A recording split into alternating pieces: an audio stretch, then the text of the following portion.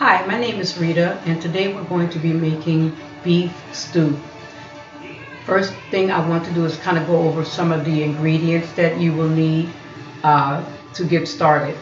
So first of all, I have what is called a soup mix. It's a soup starter. This particular one is vegetable beef.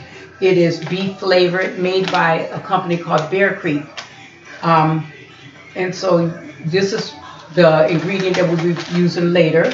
I have several types of vegetables that I will be including in my stew.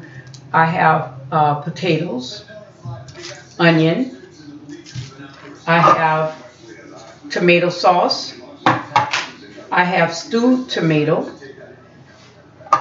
mixed vegetables, and you can pick any type that you prefer for your soup. And then I also have corn. And yes, you can use fresh vegetables, but in this case, I wanted something quick and easy to use, and so that I decided on the cans. Now, the most important ingredient will be your stew meat. This is lean meat. You can get any kind you want, but this preferably we like to use lean meat because it's much more healthy. And so this is the meat, and it's already cut and chunked up for you. We also have Crisco oil that you will need to sear the meat in the pan when you're ready to sear the meat in the pan.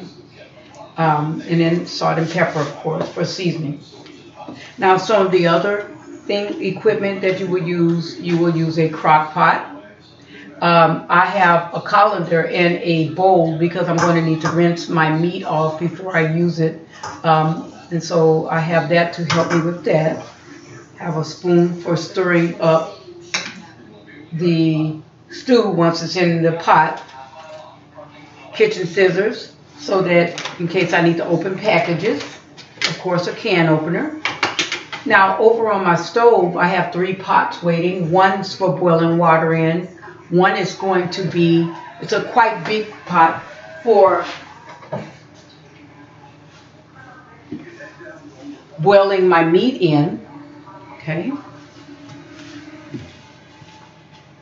And then I have a small saucepan which I will be searing the meat in.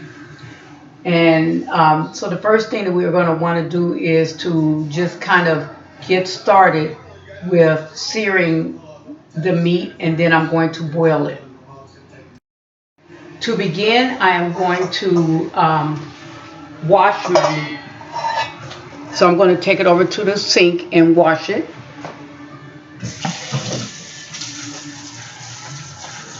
Once it is washed, once I finish washing it, I am going to prepare to sear it. So I will probably put, salt and pepper it first, season it first, and then sear the meat in the frying pan.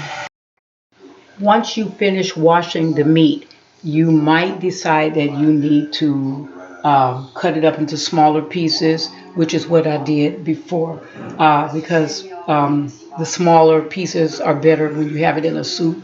Next thing you want to do is lay it out on a cutting board, something else that you may decide that you need. I've also added a couple more things. I've added in the spatula just to help me kind of stir it up in the pan, and also some tongs so that I can put the meat into the oil once it's ready. So right now I'm going to go ahead and season my meat, turn on my burner so that on about medium low, between medium and low, not too low, but you want the oil to get heated up enough. Probably when you start seeing the steam come up, you'll know it's ready.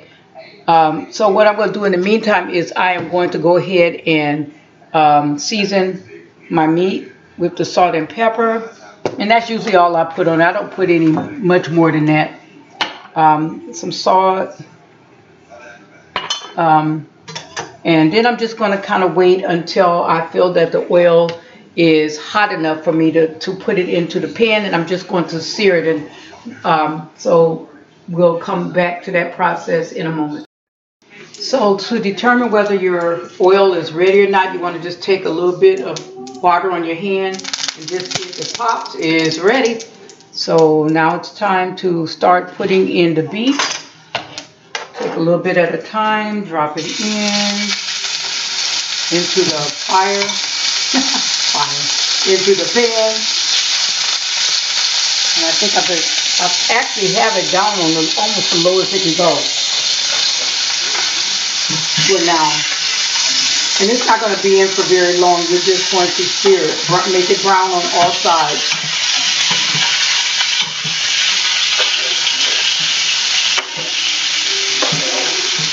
And put it all the way to the end. Oh, lost a piece. Won't use that one.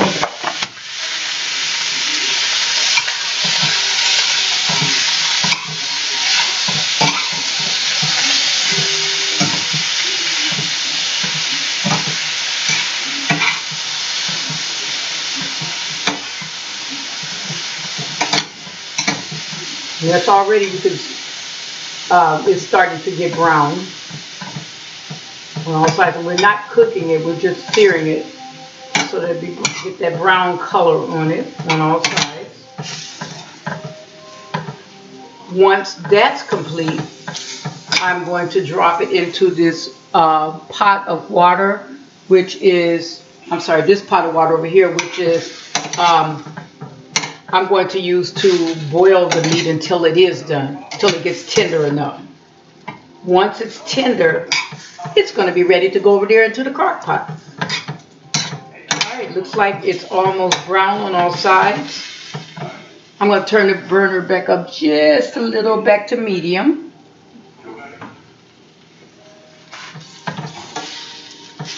Give it a couple more minutes and it's almost there. Smelling good too. Wish it was really done. I could eat it.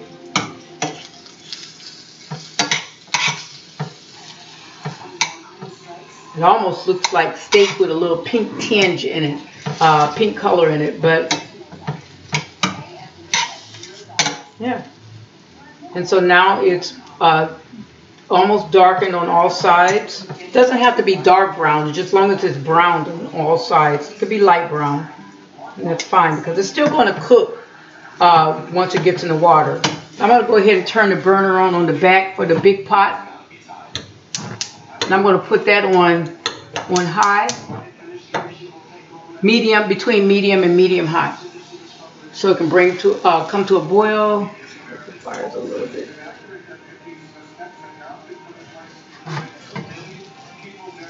All right. Let me give this another minute and I'm going to be ready to go ahead and transfer that over to there. And you can go ahead and transfer it even with the drainage from this in there, because it'll help give some flavor to the meat.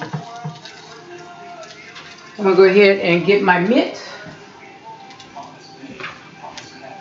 I'm going to transfer this, turn this burner off. Transfer this to here. Try not to make it splash.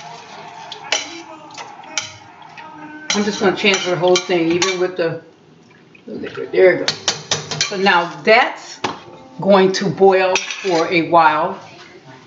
So in the meantime, I'm going to get ready to prepare the other parts of my stew. So we'll be back.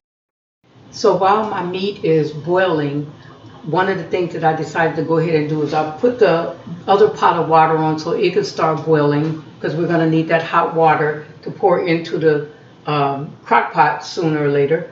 I've also went ahead and opened up the cans of tomato sauce, and the stewed tomato have opened up and taken off the lids. I've also opened up the corn. Now right now I've just opened up one can of corn, and I've also opened up one can of vegetables, and I'm pretty sure I'll probably be opening up another can. But what I did is drain the liquid out of these two cans. You have to drain it out of the corn, and you need to drain it out of the mixed vegetables. And again, I kept the other two to the side just in case I decide that I need them. In the meantime, I've also started cutting up my potatoes into small chunks. Something like this, really small. It's totally up to you how big you want your chunks to be. But I'll show you that they can be small like this. about the size of something like this. I don't know if you can see that. That's pretty big for some people. Some people like them smaller. So it's just totally up to you how big you want them to be. So I'm just going to cut up the rest of these.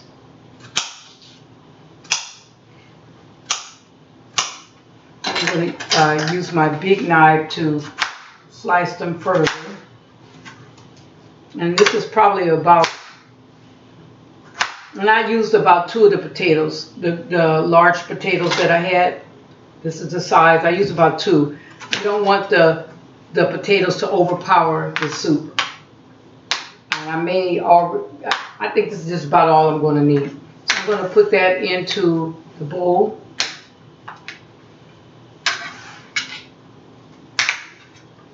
And then I'm going to cut up my onions. So that's the next thing I want to do, is cut up the onions. Get this out of the way. And when you're cutting up your onions, I wouldn't overpower the soup with the onions either, but you want to have a decent amount. So I'll take my onion, cut off a couple slices, not too much. I think that's about half the onion so far that I've used. I've already cut up a few earlier. And so what I'm going to do is just cut them in no particular place. Just kind of dice them out.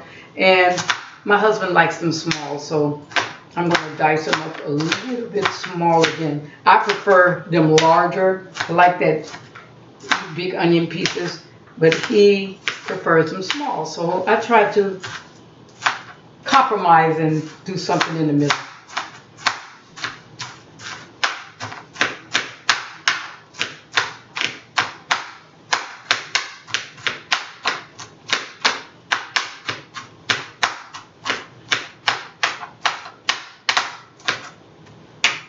Yeah, that's about it. So now we have our diced onions. And I've already checked on the meat. The meat is still not tender enough, so I'm going to probably have to, it's probably going to take a while. It'll probably take anywhere from about 30 minutes at least to boil. They're small enough to boil and become tender, but my husband needs everything to be very tender, so I have to really make sure that I make them tender enough for him to eat. So when I began to prepare my water, it asked that you make 8 cups of water. That's what I boiled. The water is starting to boil now. So even though I don't think I'm going to use all 8 cups, it's just a good idea to just go ahead and have that amount. What I'm probably going to do is once the meat is stopped boiling, I want to use some of that water from the meat, because that way you can reserve some of your flavor for your soup by not overpowering it with just plain water. So I'm going to use as much of it, the liquid from the soup as I can, from the meat, the boiling meat that I can, to pour into my soup. In the meantime, I can start preparing the crock pot. I've already turned it on and let it get hot, so it's already getting hot enough to use. I'm going to go ahead and start pouring in my vegetables. 1 can of corn right now. I'm going to pour in the 1 can of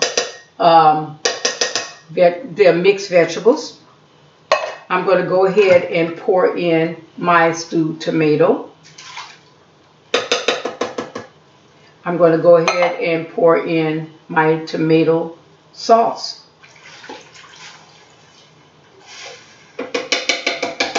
And the amount that I use for the tomato sauce is, this is the 29-ounce can. You could also decide, you know what, I'm just going to use the 8-ounce can. And that way, in case you are one that does not prefer to have too much sauce, you can do that. You can change it up if you like. In the past, in fact, I've used smaller cans too with my tomato sauce. I'm also going to go ahead and add in my potatoes and corn, and the cut up tomatoes and the cut up onions that I've already prepared. And go ahead and add that in. Then I'm going to go ahead and add in some of that water. I'll probably just add a couple of cups of the water right now to my pot. I'm going to go ahead and get some water. Now I already have a measuring cup so that I can dip the water into my dish.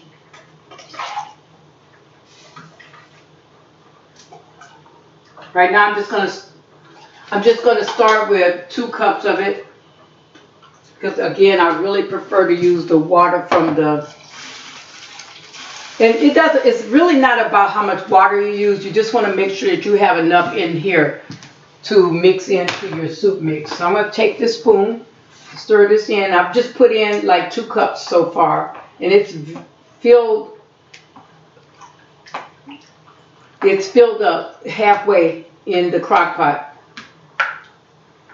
For now, I'm just going to go ahead and let that simmer.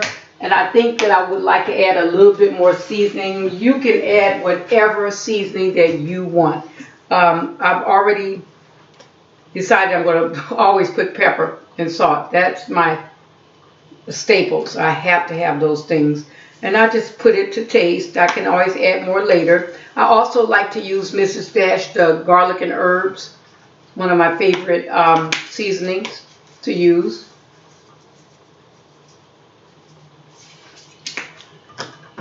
Favorite thing is garlic, just garlic powder. I use garlic in just about everything that I make. So this particular one had not been opened yet, so I have to take off the plastic. And I just pour in what I think. And it's not that much. I mean, it's just kind of like, I love to cook to taste. I'm going to go ahead and use a salt shaker instead of opening up the big one. Just sprinkle a bit. And again, as you're cooking, you can keep tasting and see what tastes good. This is probably going to take about, I'm going to let it cook overnight on low heat. But I'm going to probably bring it to a boil first before, let it stew on the high mark first for at least a half an hour to an hour before I let it just sit by itself on low. Let me check on the meat. It's getting cooked, but it's still not tender enough. I'm going to go ahead and turn this water off because it's already come to a boil. And so that's where we are so far. In the meantime, I spend this time in between just cooking up, cleaning up the kitchen.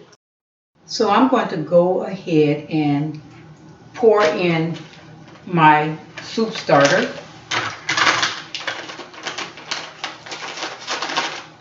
I'm going to cut off the lid. Go ahead and pour that into the crock pot and stir that in. Because this is the essence of your soup. So I'm going to go ahead, take my spoon and stir this in to the pot.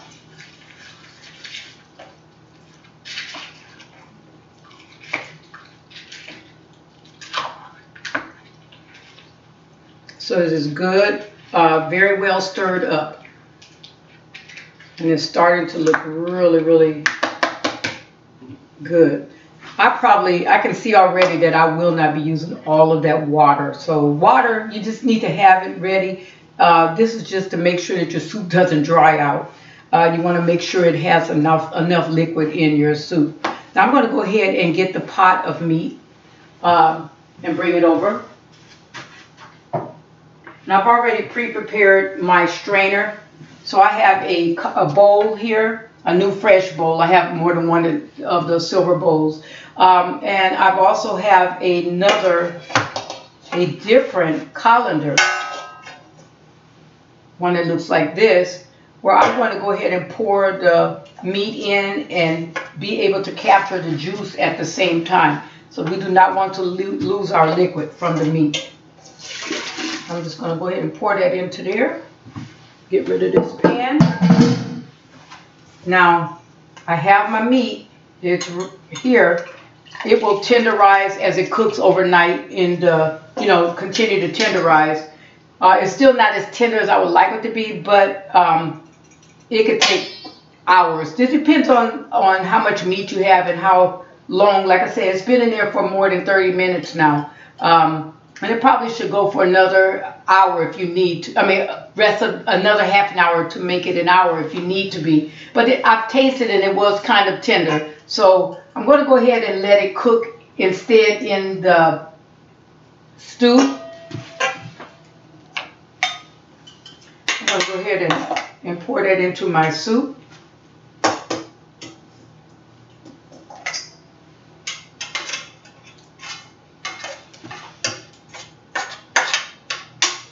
Get rid of that. And then I want to make sure that I did reserve some of the juice from the meat. And I'm going to go ahead and pour that in because I think that's going to help. And since I've already put in 2 cups of water, I'm not going to add any more water. Now I'm going to stir that around.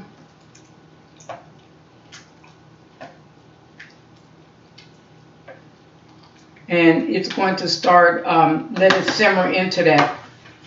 Put my lid back on my crock pot for the moment. And one of the things that I do need to make sure that I always do is, make sure that I've not left anything out. You can add other ingredients. There's lots of different varieties of ingredients that you could add. I, in the past, have added in broccoli, green beans. If you prefer more green beans over the mixed vegetables, there's certain mixed vegetables that you particularly like. You could add in